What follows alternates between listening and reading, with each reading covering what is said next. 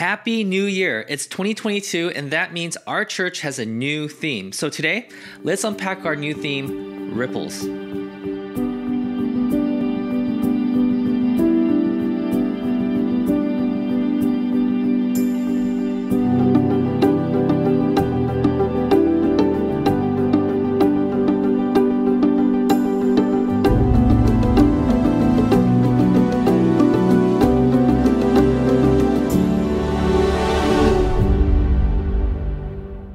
If you read the Bible from cover to cover, there's certain themes that you pick up, especially if you're familiar with the culture in which it was written in. One of those themes is called shalom. Now, okay, you might be thinking, Kotz, I read through the Bible and I still haven't come across the word shalom in the Bible. And the reason for that is that the word shalom is a Hebrew word, and more often than not, the concept of shalom is used more frequently than the actual word. So shalom is the world that God intended this world to be. Sometimes shalom is described as a future destiny, like one day your world will resemble the good world that God intended in the first place, and that will be called shalom. And other times it's used in a way to show that God's world is spilling into this one, as in when that group of people did the right thing, we got an experience, a little taste of that shalom. So biblical authors and the people who study their work, they've been asking the question of, well, what's keeping this shalom from being here today? I mean, we could all agree that we live in a broken down world, and God is trying to break into it. So what's keeping that from happening? And so parts of the Bible have given us really good answers to that question. For example, in the very beginning of the Bible, in the book of Genesis, God tells us what good looks like. He created the world and he pointed at certain things and said, that's good, that's good, that's good, that's good. But soon after, humanity is redefining what good looks like so they could benefit themselves, which disadvantages some other people. And if you look around you, you know that the people who do this are the people who are powerful enough to do it. But before we start pointing fingers at them, we have to also realize that the people who are on the weaker end of the spectrum are also guilty of this because they also are redefining good for the sake of their own self-preservation. In other words, the Bible describes all people to be contributors of sin.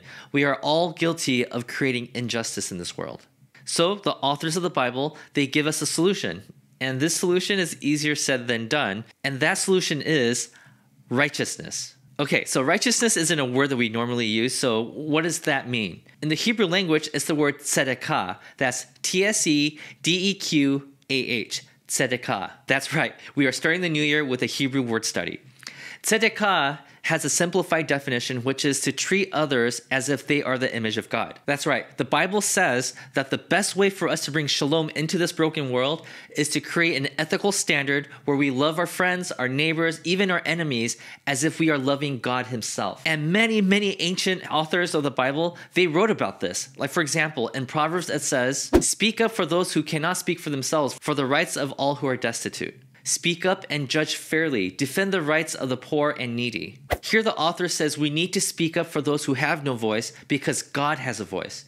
So when people have their voice taken from them, we need to speak on their behalf. That's an example of tzedakah. It doesn't stop there. He recognized that some people have more power than others, and he holds those with more privileges to a higher standard. Like when the prophet Jeremiah walked into the palace of a king and his staff, he said this, "Hear the word of the Lord to you, King of Judah, you who sit on David's throne, you, your officials, and your people who come through these gates. This is what the Lord says. Do what is just and tzedakah, in other words, treat others as you would treat God. Rescue from the hand of the oppressors the one who has been robbed. Do no wrong or violence to the foreigner, the fatherless, or the widow, and do not shed innocent blood in this place." Did you catch that? It says that the foreigner, orphans, and widows need to be elevated in the way they are treated because they also have the image of God. But as the Bible and our own history tells us, we as a human race have fallen short of seeing other people as the image of God.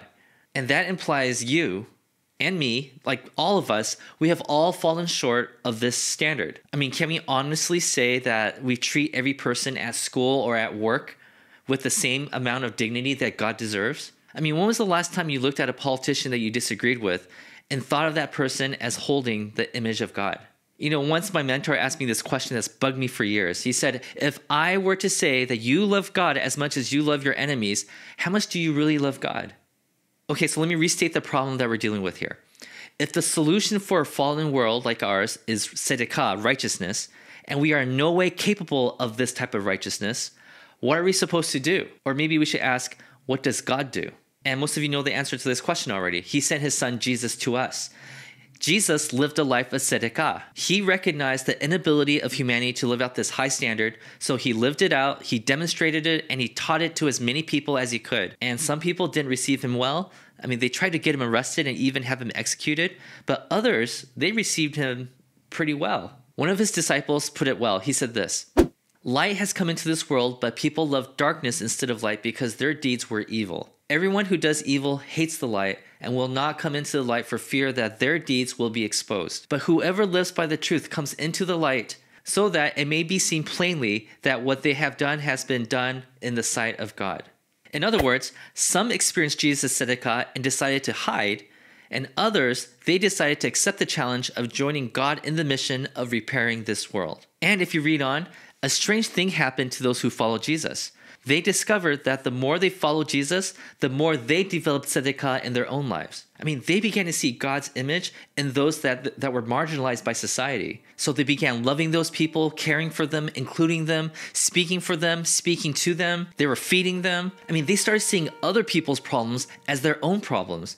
They started grieving for other people's losses, and they started advocating for the vulnerable. And this whole thing, this is what Jesus means by loving your neighbor as yourself. And as you might have guessed, it's not easy and it takes a lot of time. Many would say that it's a lifetime commitment. So now, I know that many of you have said yes to this commitment. You said yes to Jesus. You have dedicated your life to following Jesus, and over time, your hearts have been transformed. And so, you've shown selfless love to countless people around you. But let me put this into context for a second. A long time ago, Jesus stepped into this world and created a ripple. And that ripple touched and transformed the lives of hundreds of people. Then those people felt compelled to see the image of God in those around them. So they selflessly loved those people and created their own ripple. And those who were touched by the disciples' ripples created their own ripples, and they created their ripples, and so on. And within the first 100 years, this ripple spread to the majority of Israel. And by the 500s, the ripple spread to most of Western Europe and Northern Africa. And since then, there's been a lot of ups and downs in Christianity because a lot of the things that we did wasn't driven by our love for God or for our love for our neighbors.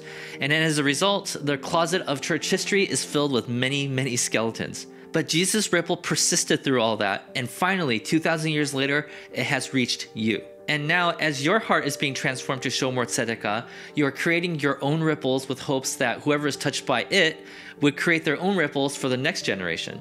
But if you're like me, you've been a little discouraged lately. I mean, you've done your best to selflessly love others as Jesus did, but you haven't really seen much of a response. You haven't seen much of an effect. It doesn't seem like the people that you're loving on are creating ripples to continue this movement. And quite frankly, sometimes you feel like this long chain of ripples that started a long time ago is coming to an end with you. And this is why the pastors of Westlight were compelled to make this the theme for 2022. Throughout this year, we're not just going to be talking about how we could create ripples, but we're going to be talking about how we could get the people around us to create ripples and continue the movement. We want to focus our attention on becoming a healthy disciple of Jesus.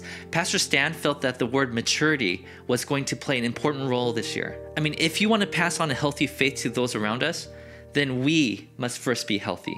And also, Pastor Laurie thought it was very important that we know that no matter where you are on this journey, that He is with you and He is for you. Oh, and also we want you to know that ripples are not created by individuals. It is created by communities. Ripples are natural occurrences and should never be forced. Pastor Tim, he shared with our team that it is important that we remember that we don't just talk about my relationship with God, but we also need to talk about our relationship with God collectively. And finally, we will continue to make our way through the book of Acts because it chronicles for us how these ripples transformed communities in the first century and how much it cost the people who committed their lives to allowing God to create these ripples through them.